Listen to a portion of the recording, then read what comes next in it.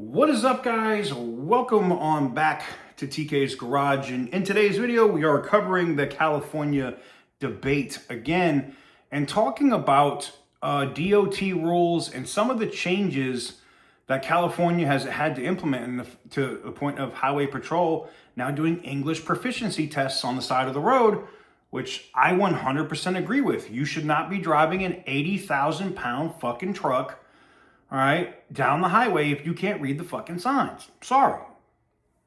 You don't have to like it. Click off the video. I don't give a shit. We're going to get into all that and more right after this.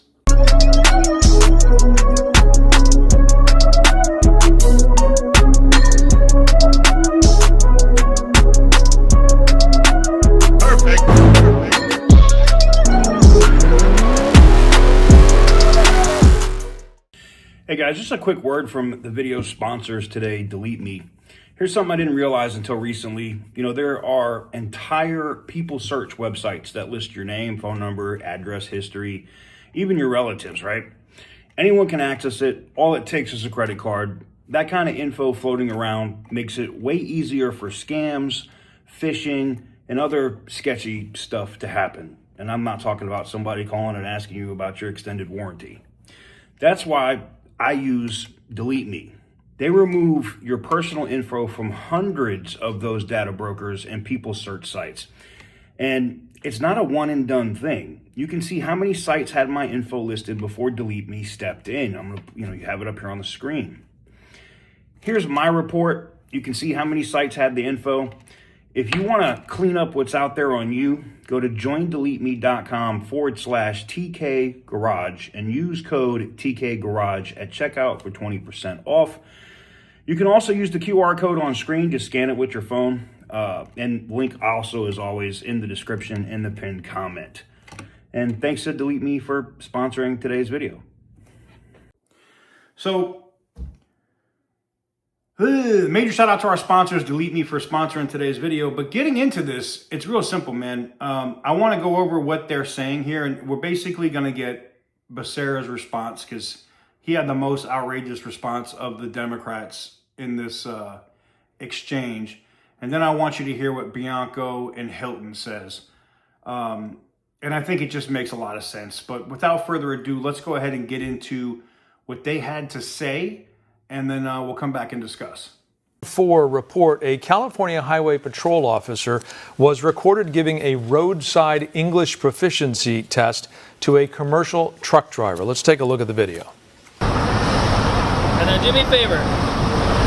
Tell me what this sign means.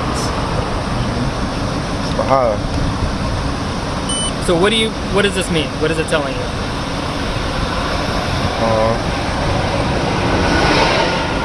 What does this sign mean? This video is captured following the U.S. Department of Transportation withholding $40 million in funding, saying California is the only state in the country that refuses to ensure big rig drivers can read road signs and communicate with law enforcement. Mr. Bera, we begin this round with you. Should the CHP be giving English proficiency tests to truck drivers? And if not, would you as governor push back against the Trump administration on this policy? You have 60 seconds. I would definitely push back on the Trump administration on, again, a reckless policy. I would make sure that that officer understands that he cannot discriminate against any driver without having a basis to do so. I understood a little bit of what that individual was trying to say. I couldn't see the signs, but it certainly sounded like he was trying to describe what that particular sign was trying to represent. And so we have to be very careful that we're not profiling consumers in California, drivers in California. It is against the law.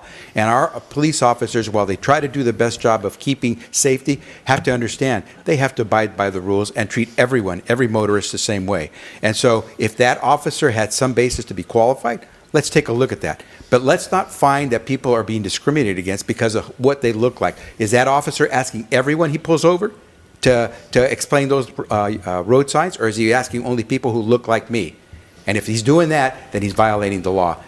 And I just want to clarify, do you think CHP should be giving English proficiency tests? As far as I know, the Academy does not train CHP officers to be giving English proficiency exams. So that officer has some explaining to do. Mr. Becerra, thank you. Mr. Bianco, you are the only law enforcement officer on the stage tonight. Should this type of roadside testing become standard practice across California?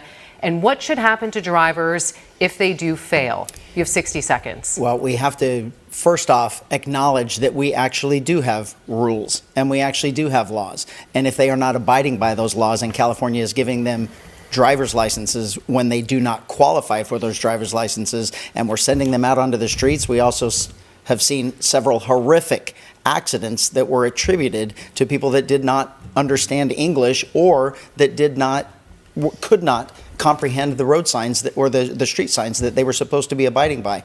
So we don't know the context of this. This is what's super important, especially in law enforcement. You have to know the entire context of this entire stop and this entire video, not just the small section. But if he is verifying whether or not someone can read signs, my guess is he was stopped for violating a sign and he's trying to verify that he could. And let's stop with this whole racism thing and racial profiling and all of this garbage. We have to get over this. You either violated the law or you didn't. End of story. Consequences for bad behavior. Mr. Bianco, thank you. Mr. Hilton, would you require full compliance with the federal language standards for truck drivers? You have 60 seconds.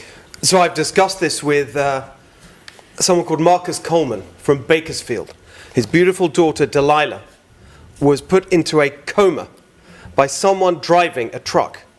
An illegal immigrant, didn't speak English, and his daughter now disabled for life. That's what we're dealing with here. It is completely ridiculous that we have people driving on our roads who can't understand road signs and can't speak English. So yes, of course, and I've discussed this with my friend Sean Duffy, the Transportation Secretary, we will not be issuing commercial driver licenses when I'm governor to people who are illegally here and who don't speak English. That is obvious, common.